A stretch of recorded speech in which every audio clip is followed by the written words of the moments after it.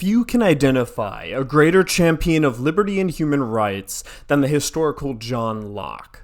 In the first of his two treatises of government, he sought to dismantle the arguments by the then-deceased theorist Sir Robert Filmer, arguments that were made in support of the doctrine of the divine right of kings. In his rebuttal, Locke employs a number of methods, utilizing both logic and scriptural analysis. While I will again emphasize my respect for this dead great man, I find the scriptures to be a rather poor tool for his chosen undertaking.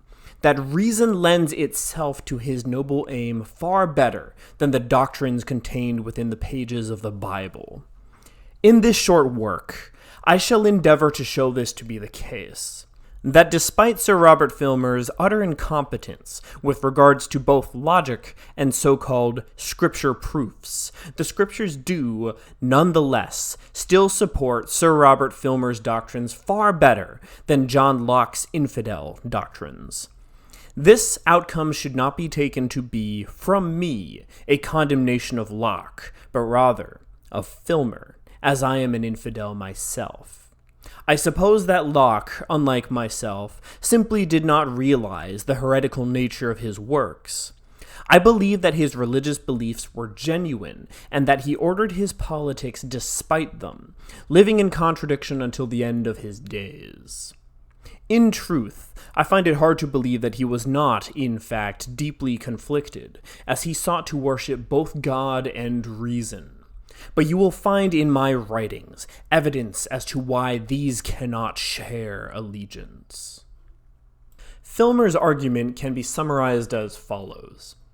God's covenant with Adam, granting him dominion over all of the earth, constituted the establishment of monarchy within Adam, and that his heirs upon his death succeeded him in this power.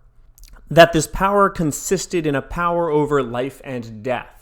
That the extent of this power can be seen in the practice of buying, selling, gifting, and otherwise disposing of children as if they were property, and that kings were necessarily above the law, due to the law being nothing more than their will. To address these claims of Filmer's, Locke proceeds to investigate their scriptural basis. Locke quite effectively eviscerates Filmer's claims pertaining to the supposed royal sovereignty of Adam, pointing out that the covenant of dominion was not in fact given to Adam alone, but to Adam and Eve. Using this fact, Locke demonstrates that scriptural interpretation lends itself more towards the view that the covenant of dominion was for mankind, in general, rather than to Adam specifically. Furthermore, Locke rightly points out that Filmer's account of inheritance is incomplete and incoherent. If we were to consider all of Adam's sons heirs, then royal authority is the rightful birthright of every single human being. This effectively abolishes monarchy, an end result that is contrary to Filmer's purpose. If we were to consider only Adam's firstborn as heir to all the earth, then all monarchs in the world ought to turn in their crowns, and we must now embark upon a search for the true heir of Adam to whom we owe our allegiance. Since such a search is nigh impossible, it too effectively renders monarchy defunct.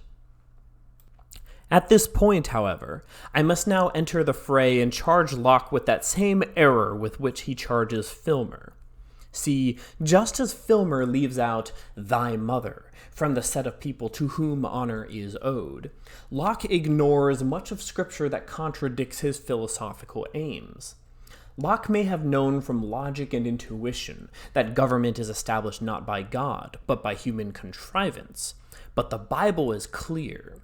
Government is instituted and ordained by God. To quote Romans 13, 1-2, "Let every person be subject to the governing authorities, for there is no authority except from God, and those that exist have been instituted by God. Therefore, whoever resists the authorities resists what God has appointed, and those who resist will incur judgment." To reiterate, this passage explicitly proclaims that government derives its authority from God. This echoes the sentiment expressed in Ecclesiastes 8, 2 and 4. I say, keep the king's command because of God's oath to him. For the word of the king is supreme, and who may say to him, what are you doing? And again, in Proverbs 24:21-22, my son, fear the Lord and the king, and do not join with those who do otherwise, for disaster will rise suddenly from them, and who knows the ruin that will come from them both. And once more, in 1 Peter 2:13-14, be subject for the Lord's sake to every human institution, whether it be to the emperor as supreme, or to governors as sent by him to punish those who do evil and praise those who do good. Taken together, these passages are explicit. We are to obey our rulers, as their authority is ordained by God. Now there are those who would raise the writings in 1 Samuel 8 as a counterpoint, arguing that Samuel's warning to Israel against monarchy constitutes a condemnation of that form of government.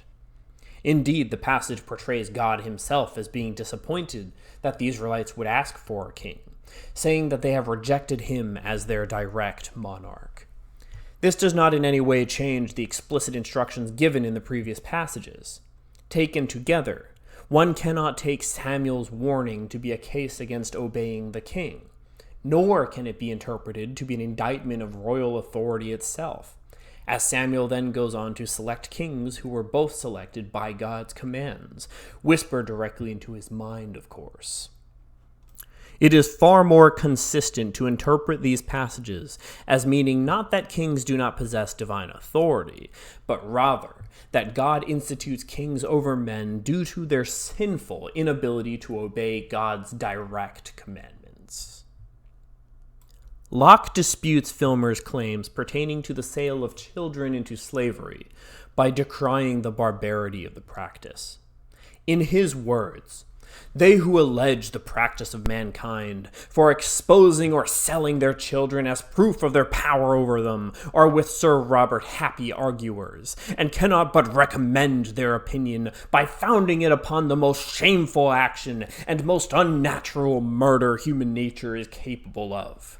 The dens of lions and nurseries of wolves know no such cruelty as this. These savage inhabitants of the desert obey God and nature in being tender and careful of their offspring. They will hunt, watch, fight, and almost starve for the preservation of their young. Never part with them, never forsake them, till they are able to shift for themselves.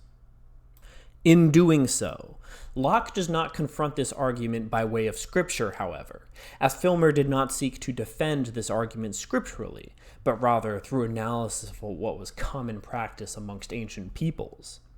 Filmer would have benefited from a reading of Exodus 21, which lays out the laws governing slavery as supposedly ordained by God. Not only does God fail to condemn slavery throughout this passage, he implicitly gives men permission to sell their daughters into slavery by instituting laws governing the practice. Now, there are those who, even to this day, will insist that these passages were actually benevolent, as they present restrictions on the ways in which these poor girls are to be disposed of by their masters.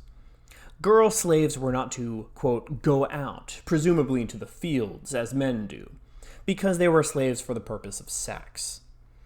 This is highlighted in verse 8, where it states that if she does not please her master, who has designated her for himself, then he shall let her be redeemed.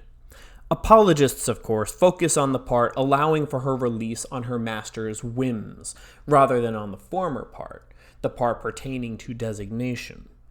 The girl's new master is clearly allowed to take her for himself, or to give her to one of his sons. No room is left for her autonomy, or her right to choose. Locke's sentiments were more noble than those espoused by Filmer or by Scripture. To him, Slavery is so vile and miserable in a state of man, and so directly opposite to the generous temper and courage of our nation, that it is hardly to be conceived that an Englishman, much less a gentleman, should plead for it. Yet it can be plainly seen that the Scriptures themselves do not share this view.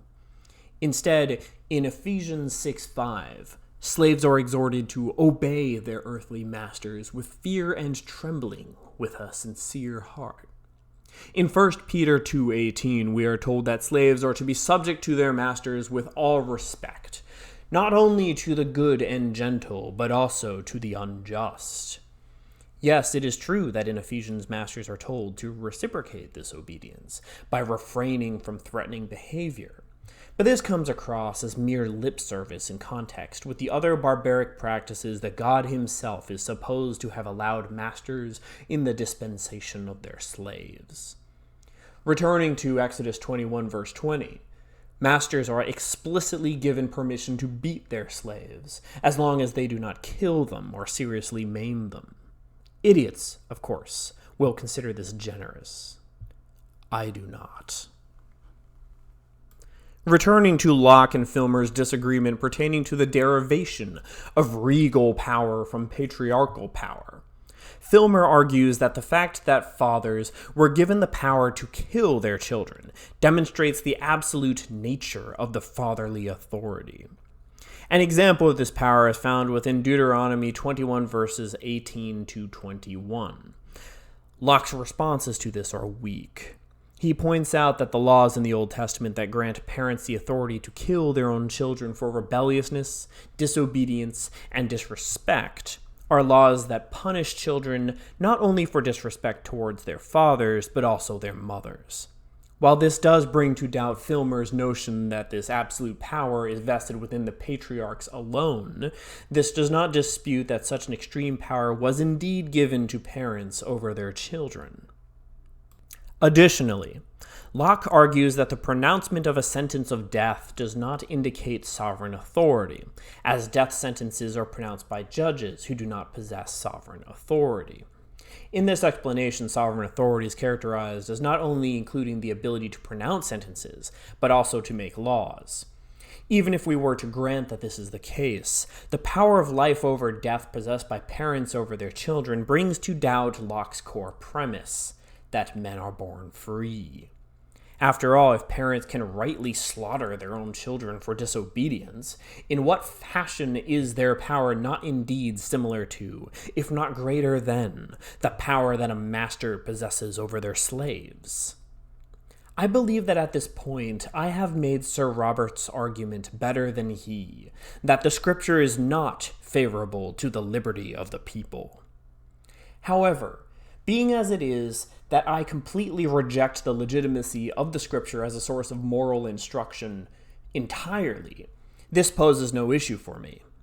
Locke's arguments for human liberty make better sense when grounded upon reason itself, rather than upon the Scriptures. Nowhere within the Scriptures can there be found any true endorsement of the liberty of the people. Nowhere therein is there a grant by God to man of his natural rights. If such a God exists, liberty is to be found not in obedience to him, but in rebellion against him. And so I conclude this response to John Locke's first treatise on government. At some later date, I may find myself compelled to analyze the second. But for now, I shall content myself with the assertion that where Locke errs, he, like Filmer, errs primarily in his attempts to twist and contort the meaning of the Scriptures to suit his purpose. Where Locke is erudite, his insight is not creditable to the Scriptures, but rather to the rationality of his mind.